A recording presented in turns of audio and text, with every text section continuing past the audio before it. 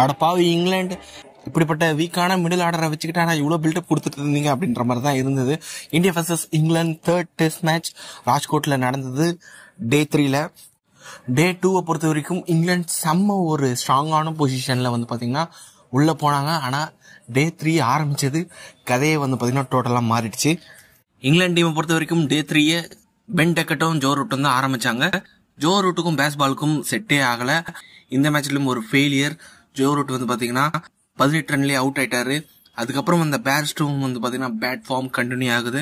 தொடர்ந்து பார்த்தீங்கன்னா ஃபர்ஸ்ட் ஒரு 1 ஹவர்லேயே பேக் டு பேக் விக்கெட் எடுத்தாங்க இந்தியன் டீம். அதுக்கப்புறம் பார்த்தீங்கன்னா இங்கிலாந்து டீமால் கம்பேக்கே கொடுக்க முடியல, டோட்டலாக நசுக்கிட்டாங்க. முக்கியமாக பார்த்தீங்கன்னா பென் டெக்கட் அவுட் ஆன பிறகு டோட்டலாக பண்டல் பண்ணிட்டாங்க இங்கிலாந்து டீமை.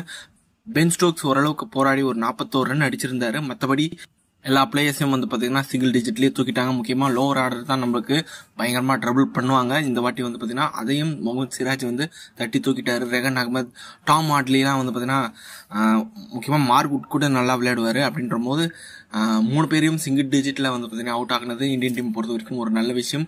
இங்கிலாந்து டீம் பார்த்தீங்கன்னா 319 ரன்னுக்கே பார்த்தீங்கன்னா ஆல் அவுட் ஆயிட்டாங்க. உண்மையாக சொல்லணும்னா நேற்று பார்த்தீங்கன்னா செகண்ட் டேல செம ஒரு ஸ்டார்ட் கிடைச்சிது அவங்களுக்கு. 200 கிட்ட அடிச்சிருந்தாங்க.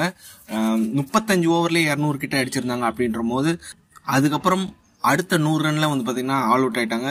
இது பார்த்தீங்கன்னா இங்கிலாந்து டீமோட ஒரு மிகப்பெரிய பிரச்சனையா இருக்கு. மிடில் ஆர்டர்ல பார்த்தீங்கன்னா Jonny Bairstow, Joe Root, Ben Stokes கூட பார்த்தீங்கன்னா சின்ன சின்ன இன்னிங்ஸ் விளையாடினாரை தவிர்த்து பெரிய இன்னிங்ஸ் யாருமே விளையாடல அவங்க 3 பேர்கிட்ட இருந்து. அதே மாதிரி ஹோலி போப்பும் பார்த்தீங்கன்னா ஃபர்ஸ்ட் டெஸ்ட் மேட்ச்ல சூப்பராக விளையாடினாரை தவிர்த்து அதுக்கப்புறம் அவர்கிட்ட இருந்தும் பெரிய ரன்ஸ் வரல. அப்படின்ற போது இங்கிலாந்து டீமை பொறுத்த வரைக்கும் அவங்களோட 2 ஓப்பனர்ஸை நம்பி தான் இருக்காங்க. ஜாக் ராலி அதுக்கப்புறம் பென் டெக்கட்.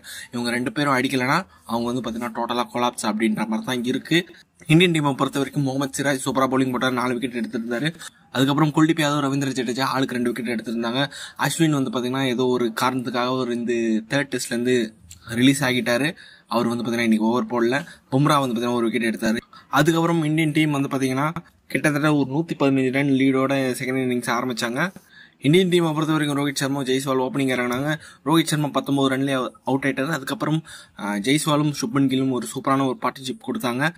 இன்னும் கேட்டிங்கன்னா ஜெய்ஸ்வால் அவுட் ஆகல, ரிட்டையர்ட் தான் ஆகியிருக்காரு.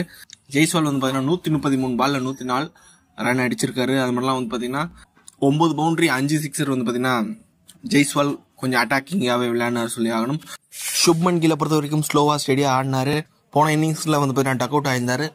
இருந்தாலும் பார்த்தீங்கன்னா இந்த ஒரு இன்னிங்ஸ்ல ஒரு 50 அடிச்சு ஒரு கம்பேக், சின்ன ஒரு கம்பேக் கொடுத்துருக்காரு. ரஜத் பட்டிட்டரோட பேட் ஃபார்ம் கண்டினியூ ஆகுது. தேவையில்லாத ஒரு ஷாட் அடிச்சு ஃபர்ஸ்ட் இன்னிங்ஸ்லேயாச்சும் அவர் அவுட் ஆன விதத்தை நம்ம அக்செப்ட் பண்ணிக்கலாம். செகண்ட் இன்னிங்ஸ்ல பார்த்தீங்கன்னா அதே மாதிரி ஒரு சிமிலர் டெலிவரி தான். இருந்தாலும் பார்த்தீங்கன்னா ஷார்ட் செலெக்ஷன் ரொம்ப மோசமாகவே இருந்தது. நைட் வாட்ச்மேனா குல்தீப் யாதவ் இறக்கியிருக்காங்க.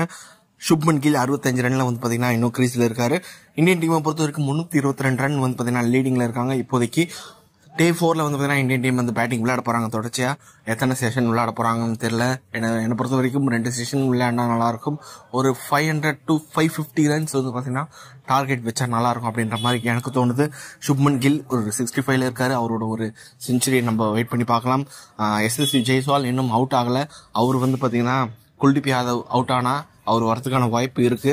இங்கிலாந்து டீமை பொறுத்த வரைக்கும் செகண்ட் இன்னிங்ஸ்ல ஜோ ரூட், டாம் ஹாட்லி அவங்க 2 பேரும் ஒரு விக்கெட் எடுத்திருக்காங்க.